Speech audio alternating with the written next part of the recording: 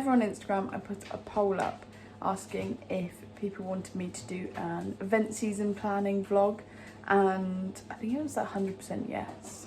So that's what we're going to do today. I've had the BE calendar up on my screen and have my little diary, written out all the dates, so I will go through them with you guys. So what I've done is literally done every month, the weekends of the month, and then left a column for extra dates. There's also September and October there. So I've got a little key down here. Anything in blue is horse events, anything in green is for the Cotswold Cup, red is British eventing, and black is British eventing but the national qualifier classes, so the classes to qualify for badminton, and purple is team chasing.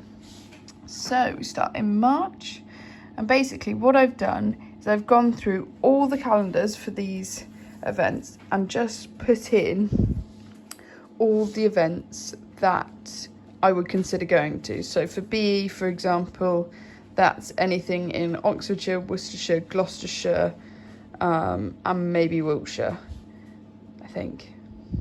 But basically within the driving limit that I would go to, and then for the other two it's basically all of their events.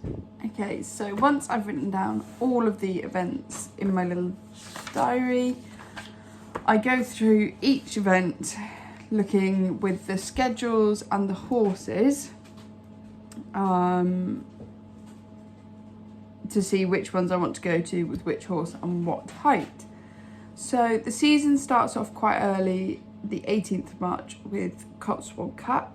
Now I am going to try and qualify for the Cotswold Cup championships at the end of the year on Casper in probably the 90 and maybe Nutty in the 80, but probably not. My aim with Nutty is to get him to an event, so we'll just see how that goes and then go from there. But yeah, the Cotswold Cup starts quite early on the 18th of March, so I'll probably enter that as my first event at Crown Farm with Casper, because that gives me an unaffiliated event to go to before starting BE as well. Casper hasn't done BE, so he doesn't have a BE record, and I'd quite like to start it well, so if he's already had a run at the beginning of the season, it just gives us a better chance. And also they are a lot more expensive, so I want to make sure that it's all going well before going BE. So then the next weekend there's a horse events and a Cotswold Cup event.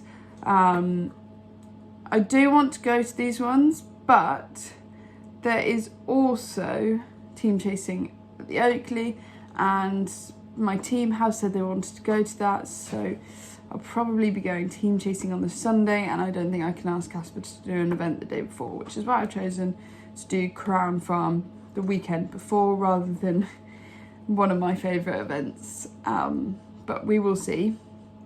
And then April is quite busy in the events calendar. There's BE's team chasing every weekend and Cotswold Cup and 2 horse events as well. So I think my plan will be to go to Goring the first weekend of April and do the BE 90. And I think for Casper, for the first part of the season, we will stick to BE and then use the second half of the season doing the national qualifiers and Cotswold Cup. But that's not all certain. Obviously, we'll take each event as it comes. If I think we need to step down, we step down. If I think we need more break in between each event, then we'll have a break between each event. Or a longer break or a shorter break, whatever. If we need to go dressage instead of eventing, that's fine. Whatever it takes to get us to badminton. So I probably said in some other videos that my goal is to qualify for badminton 2024. Now, I've been spending the day reading the rulebook because it seems like the way to qualify has changed. It used to be the top 10% and each BU90 class would qualify for the area festivals, and it would be the top 10% of that go to badminton. But now it looks, and it would also run from, I believe, June 1st to June 1st of each year, so that's when you could qualify. Now it looks as if you just need 2 double clears equals 1 qualification. It doesn't say anything about being in the top 10%. So that is something I need to do my research on, but you can also do qualification check on the BE website to see if you have qualified, which is really useful. And it also states that the dates for 2024 runs from the 1st of June 2022 up until the start date of the final regional championship. So the final regional championship is Little Downham on the 30th of September and 1st of October. So that basically means you have the whole year to qualify, which I'm not sure is 100% correct, but we will see how it goes. So that has really helped me with my planning for Casper. I don't know if you guys want to know every event I plan to go on, but basically I've written down in a little list the events that I will think about entering. It's not going to enter, it's think about entering. So the weekends that work for me with the right distance apart from each other, I've allowed a minimum of 2 weeks between each event. Obviously I can't afford, I think there's probably about 11, 12 on this list, and I can't afford to do 12 events in one season on one horse. So I won't be going to all of them. I will see how it goes. I just want to get at least 1 qualification for the national qualifier, or preferably 2. But we shall see how it goes. If that's 4 double clears, that's not exactly easy, because chances of getting 4 out of 4 double clears is, you know, not the highest, but then Casper is a very good boy, so we will see. But at the moment I'm thinking of going to Crown Farm first, then Goring Heath, Solihull, Aston Lawrence, Crown Farm and Oxtalls or BE. Then there's Waverton and Barbury horse trials with the Cotswold Cup. And then there's Dauncey, and then we start with the national qualifiers, which is Frickley, Chillington, Little Downham. Then to end the season, there's Swaycliffe, which is just our local, and Bicton 3-day event, because that is a direct qualifier to badminton. I will probably only go to Bicton if I haven't already qualified, because it is a 3-day event. It's very expensive, but it also looks like a lot of fun. I think it will probably also depend on whether I qualified for the Cotswold Cup champs, because that is also a 3-day event. So if I've done one, I don't need to do another. They're only like less than a month apart, 3 weeks apart. So yeah, that is the plan with Casper. And then I've written a few ambitions out for Nutty. He will only do Cotswold Cup horse events this year, and I would like to get him team chasing. But team chases are literally running in the last weekend of March and every weekend in April, so whether he's ready by that point or not, I have no idea. But I know from last year that the Bicester novice is probably about 70 centimetres, so doing that with a good lead, I think he should be able to go there. I can always pull up if he doesn't want to. I can not enter if close to the time.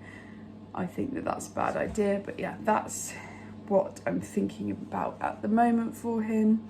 He will do, I believe, the horse events. Swaycliffe has a 70 centimetre section, so possibly do that one, or I need to check which Cotswold Cup events have a 70 centimetre, because not all of them do. So I've quickly had a look on the horse events and Cotswold Cup websites, and the first 4 that I have in mind that Nutty could do all have 70 apart from Calmsden, which was the second one.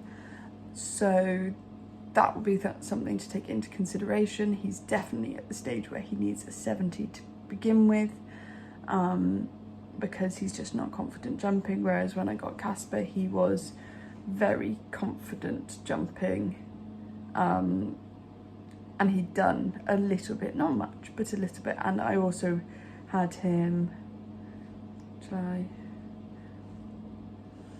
2-3 months before I did an event, so he'd had quite a while to settle into jumping. He'd been out and about quite a bit and he was fine with it, whereas Nutty has never jumped before, and so we are currently on cross poles.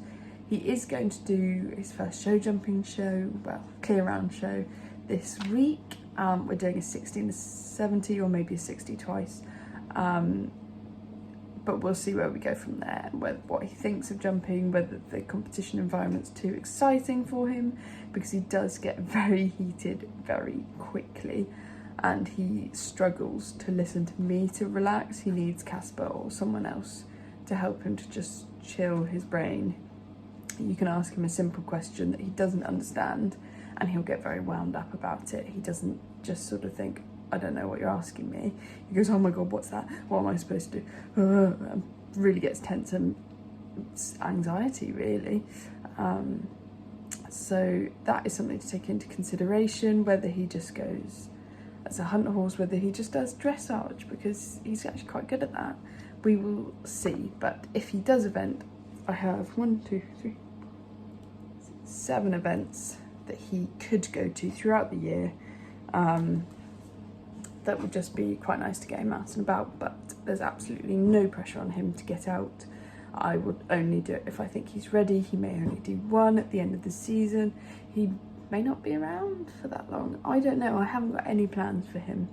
So we will just have to see how it goes with him. So I hope that's what you guys were looking for in this vlog. If anyone lives around the Cotswolds and wants me to send them a copy of this, I think all events are within probably maximum 2 hours from my house. So if anyone's in the Cotswolds and wants this event plan that I've done, just including, you know, horse events, Cotswold Cup and British eventing, I am going to put it on my laptop and make it into an Excel sheet. So do let me know in the comments if you would like me to send it to you, and I'm more than happy to do that. And yeah, I hope this is what you guys were expecting. It's a little bit of a different video, quite chatty. So there you go. Let me know in the comments what you think, whether you want to see more sort of planning videos, because obviously I'll have some show jumping shows and dressage shows to go around these as well. And yeah, don't forget to like, comment and subscribe, and see you next time.